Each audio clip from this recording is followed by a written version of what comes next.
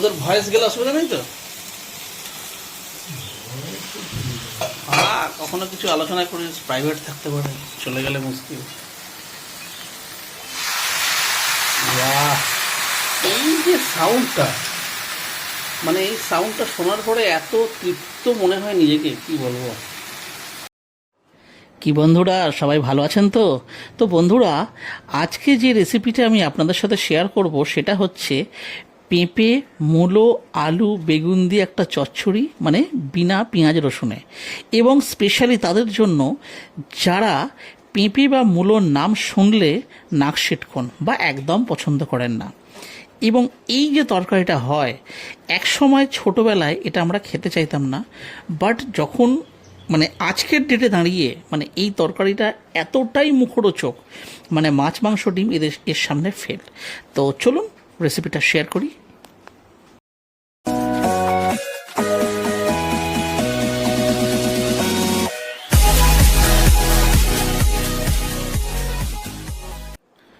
তো চলুন প্রথমে দেখে নিই যেটা কী লাগবে এটা রান্না করতে। তো এখানে দেখেছেন পাতলা পাতলা সাইজের, একটু লম্বা লম্বা সাইজের পেঁপে এখানে কেটে নিয়েছি, আর নিয়ে নিচ্ছি সাথে সেম সাইজের আলু। আর এই হচ্ছে মূলো, যারা মূলো পছন্দ করেন না তাদের জন্যই, কিন্তু এই মূলোর স্বাদ কিন্তু অসাধারণ লাগে। আর এই হচ্ছে বেগুন, বেগুনের সাইজটা একটু বড় রাখা হয়েছে কারণ এটা রান্নার পরে কিন্তু ছোট হয়ে যাবে। আর এই যে এটা হচ্ছে এই যে সর্ষে কাঁচা লঙ্কায় বাটা, ব্যাস আপাতত এইটুকুই লাগছে। তো এখানে নিয়ে নিচ্ছি দেখুন একটা কড়াই, আর নিয়ে নিচ্ছি সর্ষের তেল।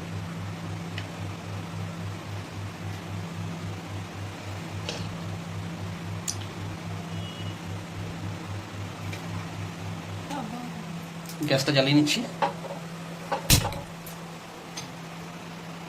তো বন্ধুরা, এখানে সর্ষের তেলটা যে গরম হয়ে যাবে, এর মধ্যে সবার আগে যেটা দিতে হবে সেটা হচ্ছে 5 ফোড়ন। তারপরে আস্তে আস্তে বাকি জিনিসগুলো পড়বে। তো ফাইনালি দেখুন তেলটা এখানে গরম হয়ে গেছে, আর এই তেলে দিয়ে দিচ্ছি প্রথমে 5 ফোড়ন।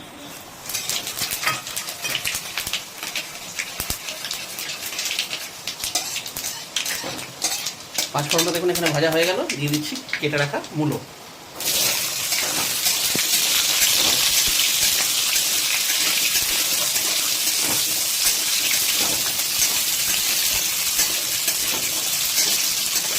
তো বন্ধুরা, তেলে কিন্তু প্রথমে আমরা আলু দেবো না, প্রথমে কিন্তু মূলোটাই দিতে হবে। তাহলে কি হবে, এটা পুরো যে এই তরকারিটা যে রান্না হবে না, তার মধ্যে মূলোর যে একটা ফ্লেভার, মানে খুব ভালো ফ্লেভার দেখবেন। মূলো কাঁচা অবস্থায় তার সেন্ট একরকম, আর মূলো রান্না করার পরে মানে ভাজার পরে স্পেশালি তার টেস্টটা কিন্তু অন্যরকম হয়ে যায় এবং স্বাদটাও কিন্তু অন্যরকম হয়ে যায়। তো এখানে মূলোটা এই জন্যই প্রথমে দেওয়া হলো যে যাতে পুরো তরকারিতে মূলোর একটা ভালো ফ্লেভার ছড়িয়ে যেতে পারে।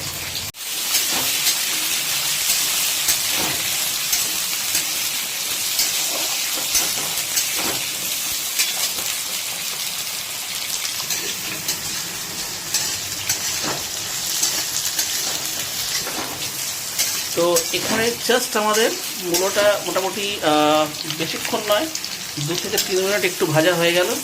এইবারে দিয়ে দেবো আলু।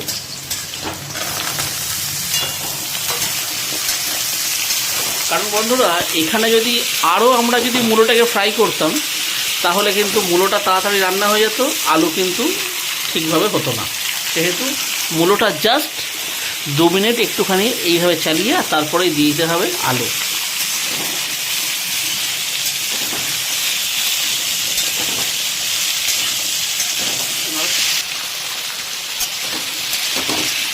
তো বন্ধুরা, এখানে আলুটা দেওয়ার পর আমাদের প্রায় 5 মিনিট মতন দেখুন ভাজা হয়ে গেল।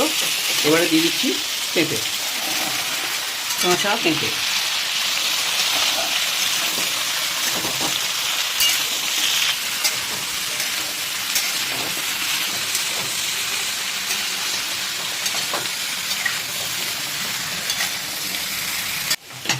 তো এখানে দেখুন পেঁপে দেওয়ার পরে আমাদের প্রায় আরও 10 মিনিট মতন ভাজা হয়ে গেছে। আর এই সময় দিয়ে দিচ্ছি বেগুন। তো বন্ধুরা, এই যে তরকারিটা রান্না হবে বন্ধুরা, এটা কিন্তু যদি কড়াইতেই যদি কনস্ট্যান্ট রান্না করতে থাকি তাহলে কিন্তু অনেক সময় লেগে যাবে। তো সেহেতু দেখুন এখানে দেখাবো একটা ছোট্ট ট্রিক্স। আর এই বেগুনটাকে ভালো করে প্রথমে এর সাথে মিশিয়ে নিয়ে একটু জাস্ট খালি ভাজা হবে, একটু বেশি না, 5 থেকে 10 মিনিট। আর তারপরেই দেখাচ্ছি সেই ট্রিক্সটা কী। তো এখানে দেখুন বেগুনটা ভালো করে কিন্তু মিক্স হয়ে গেছে। আর এই সময়তে দিয়ে দেবো এতে পরিমাণ মতন লবণ, আর এতে দিয়ে দেবো হলুদের গুঁড়ো।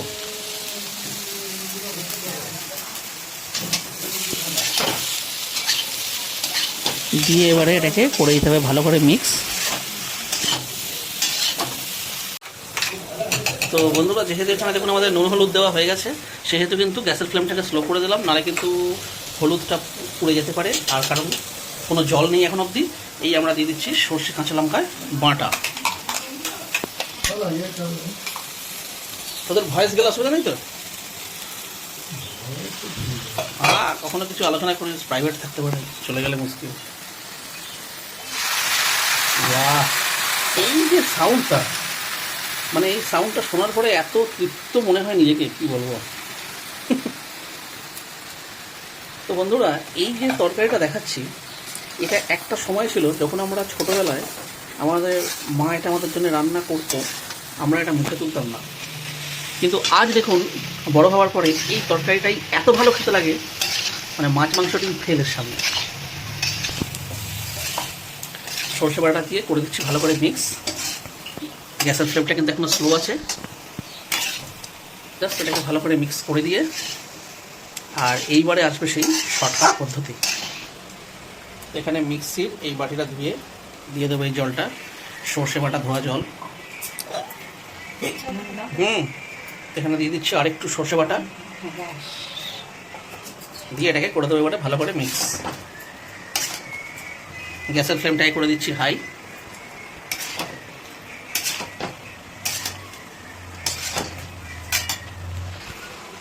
তো বন্ধুরা, এখানে সর্ষে বাটাটা দিয়ে দেওয়ার পরে একটু জল টল যা দেওয়ার দিয়ে দিয়েছি। গ্যাসের ফ্লেমটাকে আবার হাই করে দিয়েছি। করে দেওয়ার পরে এইভাবেই হবে, বেশিক্ষণ নয়, জাস্ট 5 মিনিট। একটু যেই শুকনো হয়ে যাবে, তারপরে এটাকে আমরা প্লেস করে দেবো অন্য জায়গায়। তো এখানে দেখুন ভালো করে এটা হয়ে গেছে 5 মিনিট। এবারে দেখুন গ্যাসের ফ্লেমটা করে দিচ্ছি অফ। আর এই সেই ট্রিক্স, এটাকে দিয়ে দেবো প্রেশার কুকারে। কারণ এইভাবে যদি কড়াইতে রান্না করতে হয় অনেকক্ষণ সময় চলে যাবে, সেহেতু সময় সাপেক্ষ। প্লাস এটা করলে আপনার সময়ও বাঁচবে, গ্যাসও বাঁচবে। এটাকে ট্রান্সফার করে দিচ্ছি।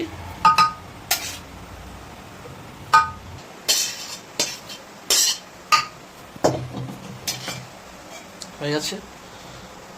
এবারে দিয়ে দিচ্ছি একটু জল, কারণ জল এমনিতে তো এটা সেদ্ধ করতে তো জল প্রয়োজন হবেই। কড়াইতে যে মশলাটা লেগে আছে, সেটাকে ভালো করে জল দিয়ে ধুয়ে আর মশলাটাকে এই জলটা এর মধ্যে দিয়ে দেবো। দিয়ে দিচ্ছি আর একটু জল।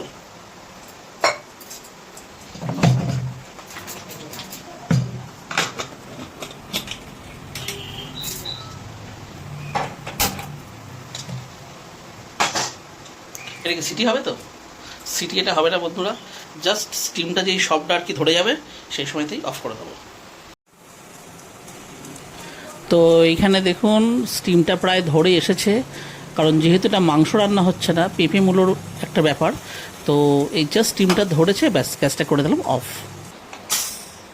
তো ফাইনালি দেখুন কুকারের ঢাকনাটা খুলছি। ওয়াও, দেখুন সব সেদ্ধ হয়ে গেছে। এটাকে আবার ট্রান্সফার করে দিচ্ছি কড়াইতে।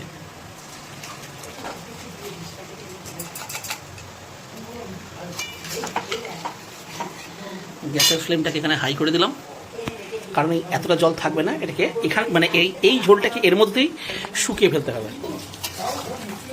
আর তরকারিটা মানে তরকারি এই যে আলু পেঁপে এই যে এগুলো যেহেতু সেদ্ধ হয়ে গেছে, সুতরাং কমিয়ে রান্না করার কোনো দরকার নেই।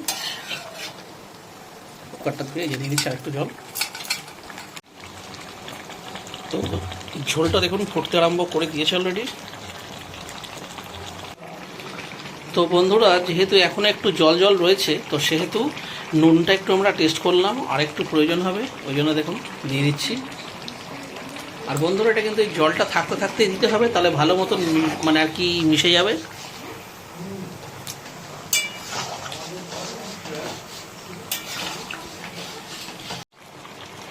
তো দেখুন এখানে 10 মিনিট হয়ে গেছে, আর জলটা প্রায় অনেকটা শুকিয়ে এসছে, মানে থক থক করছে। তো বন্ধুরা এইটুকু জল আমরা দেখুন ওপর থেকে ছড়িয়ে দিচ্ছি, সামান্য পরিমাণ একটু আটা দিয়ে এটাকে ভালো করে মিক্স করে দেবো। তাহলে কি হবে, তরকারি না একটু বেশ নেট পেটে টাইপের হবে, মানে মাখো মাখো হবে আর হেভি খেতে লাগবে।